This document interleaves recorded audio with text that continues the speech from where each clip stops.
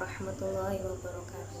Perkenalkan, nama saya Korina Hasna, NIM 858808715. Saya PKSTPI kelas 2A. Di sini saya akan mempresentasikan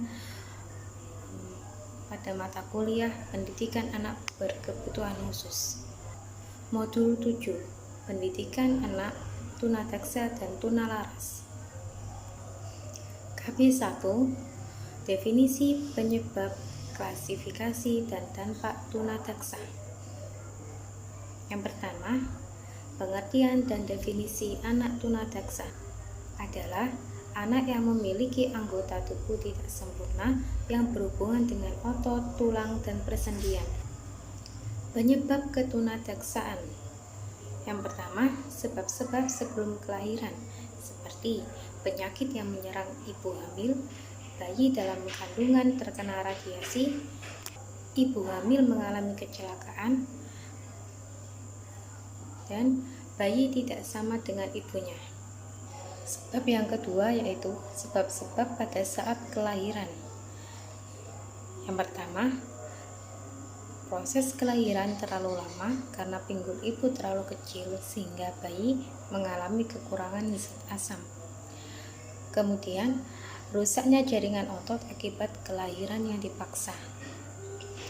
Sebab yang ketiga, sebab-sebab setelah proses kelahiran. Misalnya, kecelakaan yang merusak otak bayi, penyakit tumor, dan virus polio.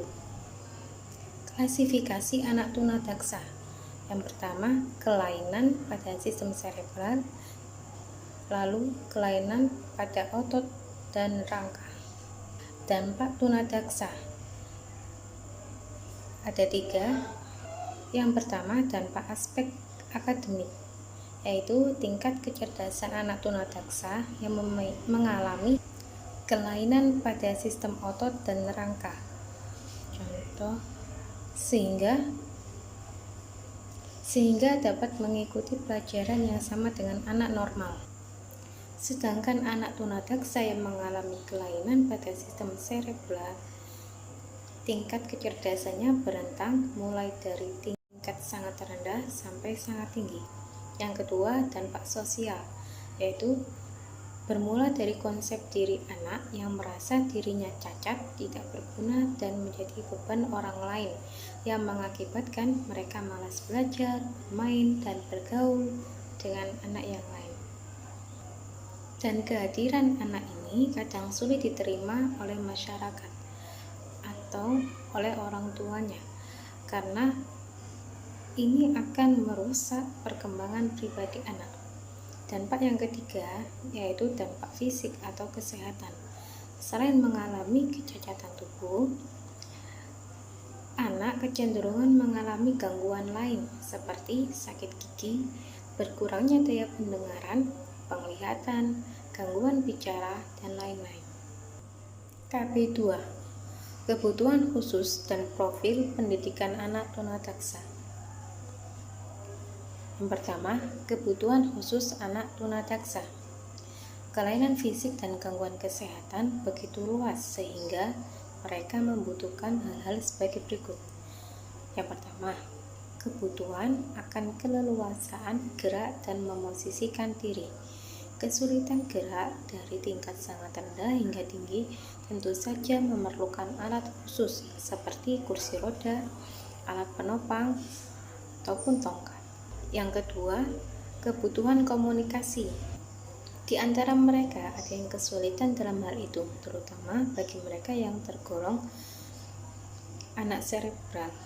Mereka yang tergolong berat kemungkinan menggunakan otot-otot bicaranya.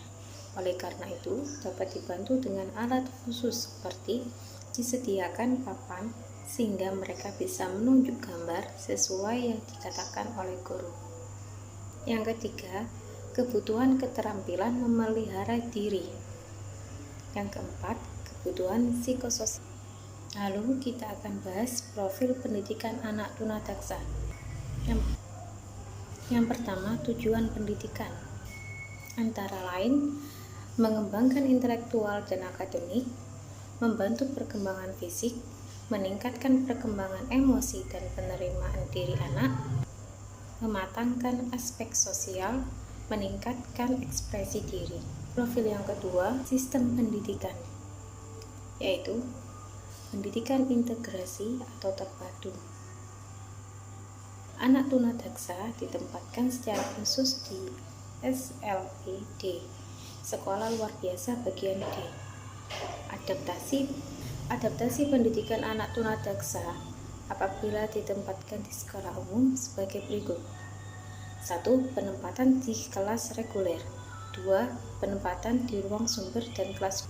Yang kedua, pendidikan segregasi atau terpisah. Tingkat satuan pendidikan anak tunadaksa sebagai berikut. Yang pertama, TKLB, Taman Kanak Luar Biasa.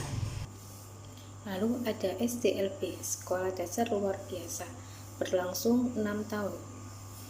Kemudian SLTPLB, Sekolah Lanjutan Tingkat Pertama Luar Biasa, berlangsung 3 tahun. Dan SMLB, Sekolah Menengah Luar Biasa, berlangsung 3 tahun. Yang C, sistem inklusif. Anak tunadaksa yang kelainan ringan lebih baik mengikuti pendidikan bersama-sama dengan anak biasa di kelas atau di sekolah reguler. Yang ketiga, berikutnya pelaksanaan pembelajaran, yaitu pelaksanaan kegiatan belajar mengajar, meliputi membentuk tim penilai program pendidikan, yaitu guru khusus, guru reguler, kepala sekolah, orang tua, siswa, serta personal lain yang diperlukan. Kemudian, menilai kekuatan dan kelemahan serta minat siswa yang dapat dilakukan asesmen. Kemudian, mengembangkan tujuan-tujuan langkah panjang dan sasaran jangka pendek, merancang metode dan mengevaluasi kemajuan. Yang B, prinsip pembelajaran.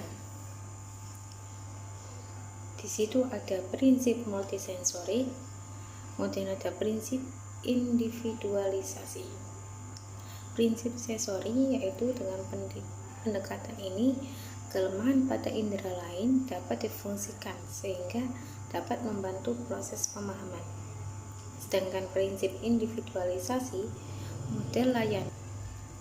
Pendidikannya berbentuk model klasikal, yaitu layanan yang diberikan pada kelompok yang cenderung kemampuannya hampir sama.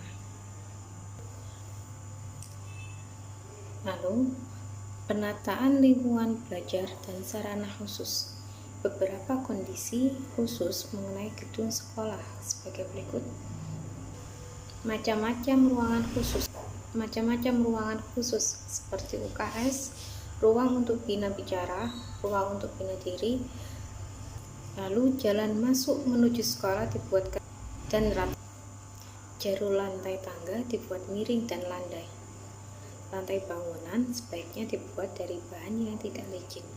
Kemudian disediakan koridor atau lorong yang toilet dekat dengan kelas, dipasang WC duduk.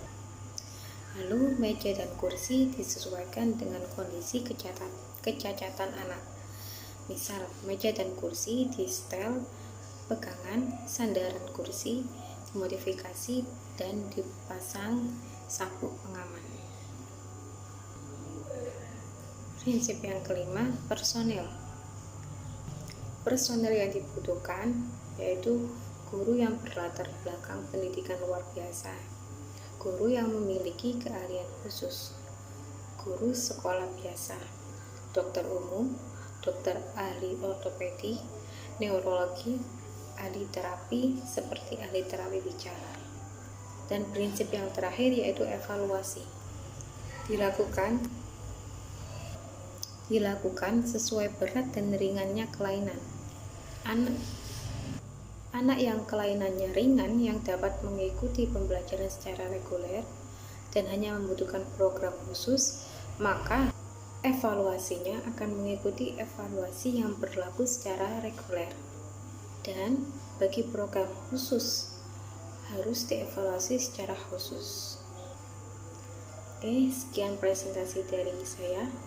Kurang lebihnya mohon maaf. Semoga bermanfaat. Saya akhiri. Wassalamualaikum warahmatullahi wabarakatuh.